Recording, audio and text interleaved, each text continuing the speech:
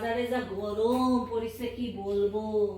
যা যা বলেছিলে সব এনেছি, ওই পাকা কলা আর পুঁই শাক, তারপরে তোমার হচ্ছে গিয়ে কুঁদরি দিয়ে পুদিনার ঝোল, আর বাসি মাংসটা গিন্নি পাইলাম না কোথাও।